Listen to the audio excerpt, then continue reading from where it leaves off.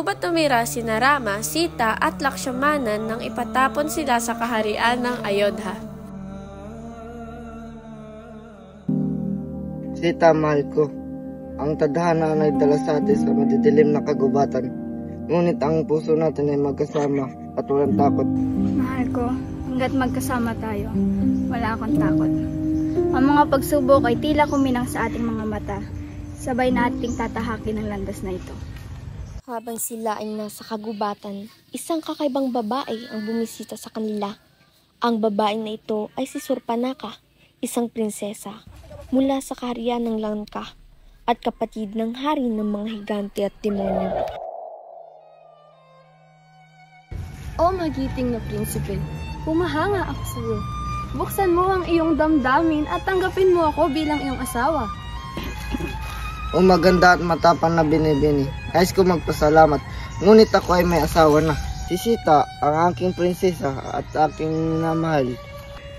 Ngunit, nagpunta ako dito ng maayos at magalang upang ipakilala ang aking sarili. Ngunit di mo ako pinapansin. Hindi ko nais maging kalaban mo. Hindi kabiyak ng iyong buhay. O hindi kailanman magiging kabiyak ng isang taong katulad mo.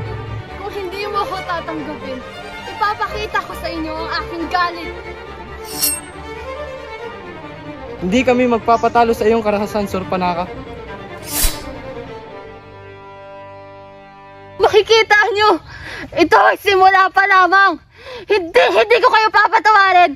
At ang aking kapatid na si Ravana ay maghihigante!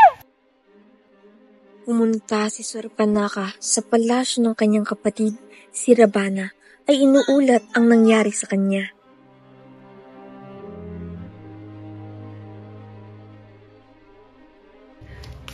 Aking kapatid, hindi ko akalain na mapapahiya ako sa kanilang mga kamay.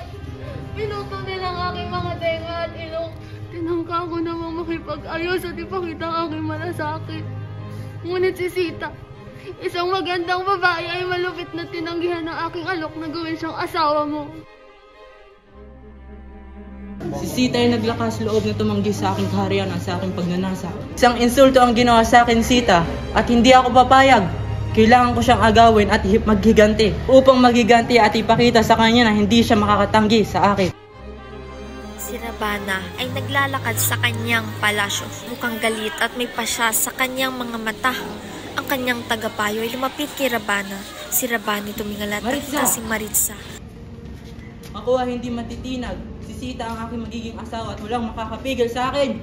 O Haring Ravana, naintindihan ko ang iyong galit at ang iyong hangarin, ngunit may isang bagay na kailangan nating pag-isipan ng mabuti. Hindi magiging madali ang pagkuha kay Sita ng basta-basta.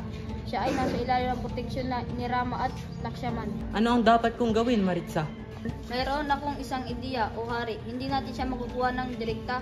Ang magagawa natin ay gamitin ang ating kapangyarihan sa pamamagitan at pagpapanggap at panlilinlang. Panlilinlang? Ano ang dapat kong sabihin? Ang gagawin ko ay magbabago ng anyo. Magiging gintong usa, ginto, makintab at kahanga-hanga. Ang usang iyon ay magiging napakaganda para kay Sita. Mahirapan siyang hindi papansin ito. Sa gitna ng kagubatan, si Sita ay namimitas ng bulaklak nang siya ay naglakad patungo sa isang malagintong usa na tumatakbo sa harap niya. Si Sita ay nakatingin sa usa at humihiling kay Rama. Mahal ko, tingnan mo. Ang ganda ng usa. Gusto ko ito para sa akin. Pwede mo ba itong hulihin? Mahal kong Sita, ang usang ito ay tila kababalagan. Ngunit huwag ka mag-alala, susubukan ko itong hulihin. Pero kailangan mo maging matiyaga. Ako'y babalik din. Oo, mahal ko. Huwag kang mag-alala. Mag-iingat ka, ha?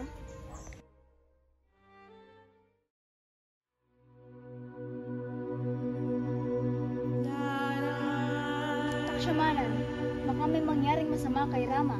Bakit hindi mo siya sundan? Mahal kong Sita, si Rama ay malakas at magaling. Hindi siya magkakaroon ng anumang problema, kaya ikaw ay magpahinga na lang at habang ako ay magbabantay. Ngunit Lakshmanan, ako hindi matahimik. Ang aking puso ay nag-aalala para kay Rama. Hindi ko kaya maghintay na wala siya. Pwede bang sundan mo siya? Oo, Sita, ang sinasabi ko ay tama. Si Rama ay magbabalik din, kaya huwag ka mag-alala. Ako ay magsisilbing iyong tagapagbantay. Magpahinga ka muna. Ngunit Lakshmanan, Hindi ko kayang maghintay ng mag-isa. Pumunta ka na kay Rama. Hindi ko kayang mag-isa rito. Lakshmanan, narinig mo ba yon? Ang tinig ni Rama, mukhang siya ay nasa panganib. Hindi ito maganda. Mahal kong Sita, ang tinig na iyon ay malayo. Kaya tayo ay maghintay muna hanggat di pa nakakarating si Rama. Hindi, Lakshmanan. Kung ang tinig ni Rama ay humingi ng tulong, kailangan mo siyang tulungan. Ipag-utos mo na sundan siya. Iwanan mo na ako. Huwag mong iwan si Rama sa gitna ng panganib. Sita, nandito ako para ikay protektahan. Kaya hindi mo ito dapat ipilit. Ngunit, Lakshmanan, parang awa mo na. Iwanan mo na ako rito. Ang sigaw ni Rama ay tiyak nangangailangan ng iyong tulong. Ibig kong makabalik siya ng buo at ligtas. Kung ganoon ay susunod ako. Ngunit ipagpapasa Diyos ko na ang desisyon ko ay hindi mali. Si Lakshmanan ay naglakad palayo upang sundan si Rama at naiwan si Sita mag-isa sa kubo.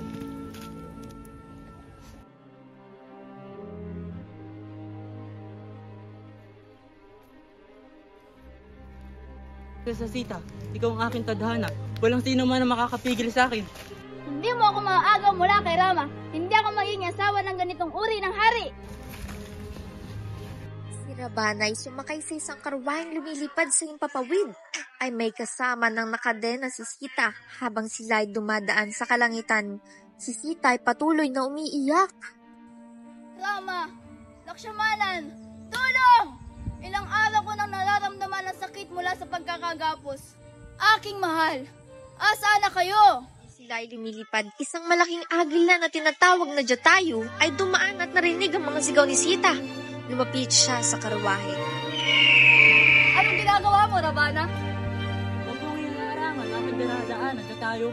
Di mo matatalo aking lakas. Sa gubat na patay ni Ramang Usa at ito ay naging si Maritza. Pabalik na sina Rama at Lakshmanan nang madatna nilang naghihingalong agila. O magiting na agila, ikaw ba ay nasaktan? Anong nangyari at nasaan ang aking asawa? O Rama, humihingi ako ng tawad. Hindi ko kinaya si Ravana. Inagaw nila si Sita. Dinala siya sa langka. Magmadali. Si Sita, hindi ko hahayaang magtagumpay si Ravana. Sinudog ng magkapatid ang bangkay ng agila at tumungo sa hari ng unggoy. O malakas na nilalang, nangangailangan ako ng iyong tulong upang makarating sa langka at mailigtas si Sita. Ako po, mahal na Haring Rama, ay narito upang maglingkod sa inyo. Magtulungan tayo at tapusin natin ang kasamaan ni Ravana. Pagkatapos ng paghahanda, nagsimula ang labanan ng higante sa langka at mga unggoy. Sa labanang naganap, maraming kawal ng unggoy ang napatay, ngunit mas maraming higante ang bumagsak.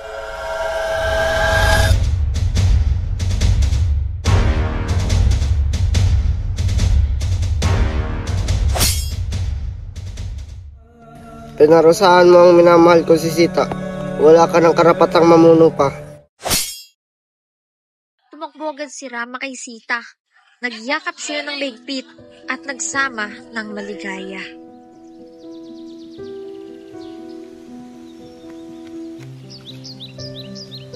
Sita, hindi ko hahayaang magbusa ka.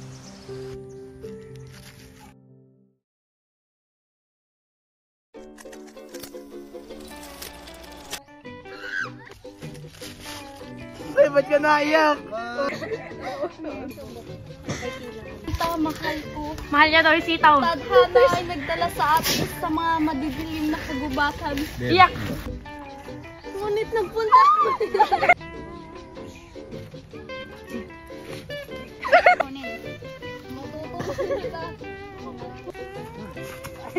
Yan ang suntakan ko. Bitawan mo ako. Mama! Uy, uy.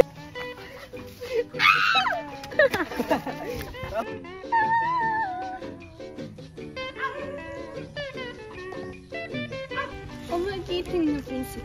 Humahanga ako sa iyo. Ay, gagawin! Sita, mahal ko. Bakit tumawa? Mahal ko. Bakit ka magalangisin? Kasama